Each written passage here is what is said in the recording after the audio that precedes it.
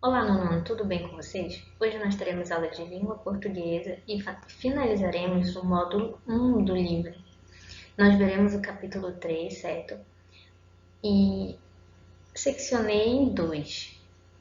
Primeiro, falando sobre reportagem e comentário e finalizando com oração subordinada substantiva. Então vamos lá. Reportagem. A reportagem, ela é um texto jornalístico, certo? Que tem o objetivo de apresentar informações de uma forma aprofundada sobre determinado assunto. Comentando. Então, a reportagem, ela expõe informações, certo? Uma informação aprofundada, certo? É exposta uma informação de uma forma aprofundada, explorada, sobre um determinado assunto. E a pessoa que escreve, o jornalista, ele pode fazer comentários durante a reportagem, certo? Bom, a reportagem ela possui título, linha fina, lead, intertítulos e pode apresentar depoimento e fotografias. Aqui no exemplo eu tenho o título: França reconhece pela primeira vez o uso de tortura na Guerra de Argélia. A linha fina, ela é esta que está em seguida abaixo. Emmanuel Macron determina ainda a abertura dos arquivos sobre desaparecidos no conflito. A linha fina, ela não é pontuada, certo? Não tem ponto final. E ela funciona como um complemento do título. É como se fosse um subtítulo. A lead, ela aparece abaixo e ela é um pequeno parágrafo que fala um pouco sobre o que aconteceu, onde aconteceu, quando aconteceu, certo? Antecede, de fato, a reportagem. A lead do exemplo seria: o governo da França reconheceu pela primeira vez, nesta quinta-feira, 13, que agentes das Forças Armadas do país torturaram militantes do movimento independentista durante a Guerra de Argélia, 1954-1962. Os intertítulos eles não aparecem neste exemplo, mas eles são títulos que aparecem no meio da reportagem, certo? É como se fosse uma forma de seccionar sobre o que vai tratar cada momento, certo? Cada conjunto de parágrafos. E com relação à apresentação de depoimentos, fotografias e gráficos, eles vêm como uma forma de mostrar a veracidade, certo? De confirmar a veracidade daquela reportagem, que é algo verídico, que é confiável. Funciona como uma reafirmação, certo? Complementa a reportagem. E a reportagem ela pode ser veiculada em jornais, revistas, blogs, TV e rádio, que podem, no caso, os jornais e as revistas podem ser impressas ou também podem ser digitais.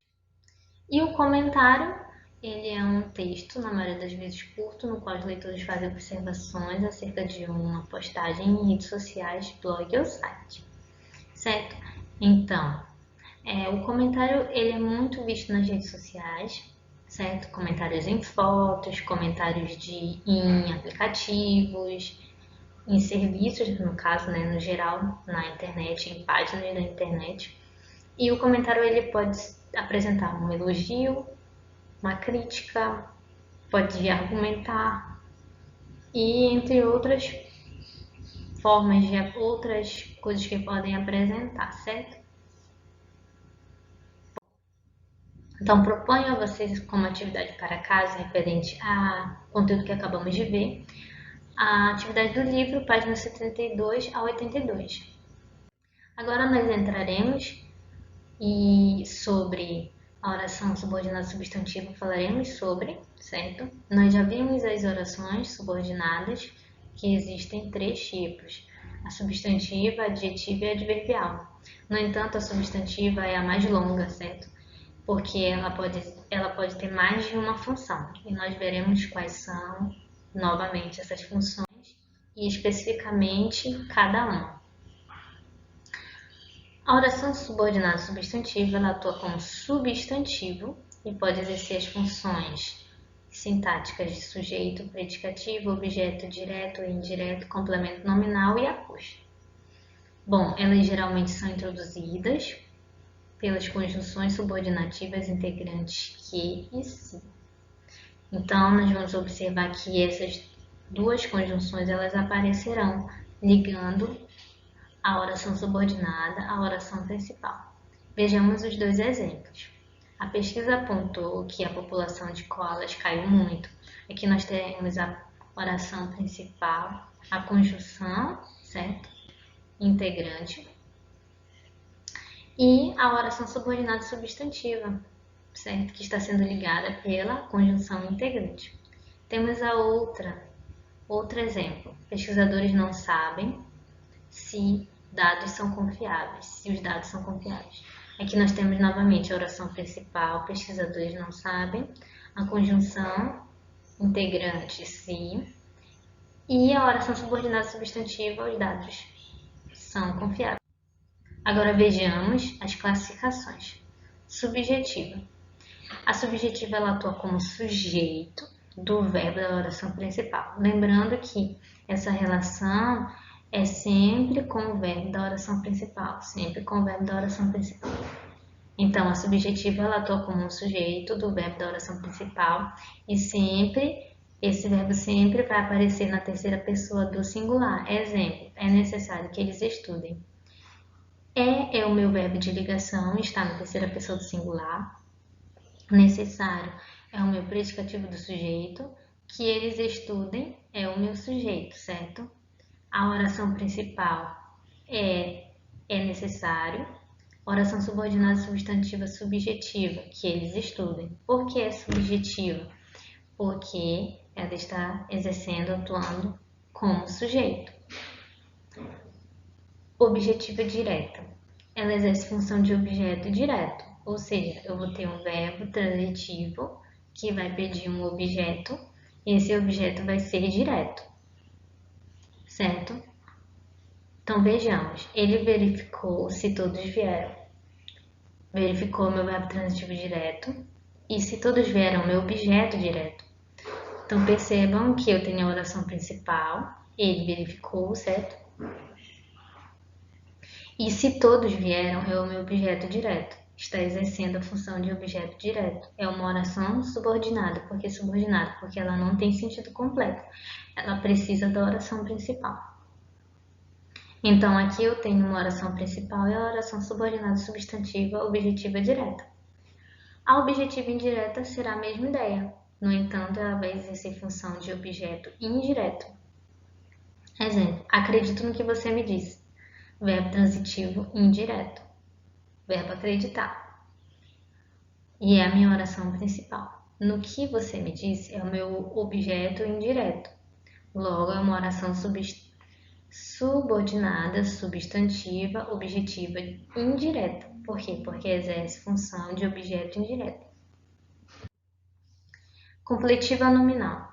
Atua como complemento de um nome. O que isso quer dizer? Que é um complemento nominal. Atua como complemento nominal da oração principal. Exemplo, ela tinha interesse em comprar o celular. Aqui eu tenho o verbo ter, que é o meu verbo, certo? E interesse, um substantivo. Percebam que em comprar o celular está completando, certo? O substantivo interesse. Substantivo, sabemos que é o quê? O nome, todo nome. Então, interesse é o meu substantivo. Em comprar o celular seria o meu complemento nominal. Logo, eu tenho a oração principal, ela tinha interesse, e a oração subordinada completiva nominal em comprar o celular. Por quê? Porque ela está exercendo a função de complemento nominal, está complementando o nome. Predicativa. Exerce função de predicativo do sujeito. Da oração principal. Exemplo, o desejo dela era que todos ficassem bem. Eu tenho o desejo dela era, que é o que? Meu sujeito. E a minha oração principal. Que todos ficassem bem é o predicativo do sujeito, certo? Logo, é a minha oração subordinada substantiva predicativa. Por que predicativa? Porque ela está exercendo a função de predicativo do sujeito. E, por fim, a apositiva. A apositiva ela funciona como um aposto de um nome da oração principal. E o que é um aposto? O aposto ele é uma informação a mais, certo? É uma informação a mais que pode ou não ser retirada da oração sem prejuízo, certo? E ela pode vir entre vírgulas ou dois pontos, certo?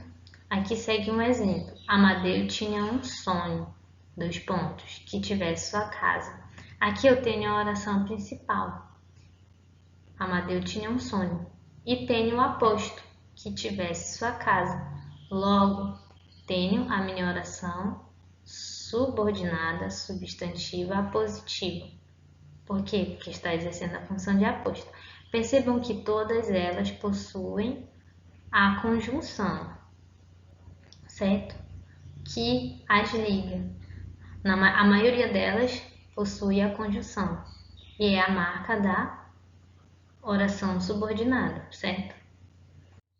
Bom, e a partir de tudo isso que nós estudamos, que nós vimos, proponho vocês atividade para casa do livro, página 83 a 87, e atividade extra no livro também, página 94 a 98. Por quê? Porque é a finalização do módulo, certo? Então é isto e até a próxima aula.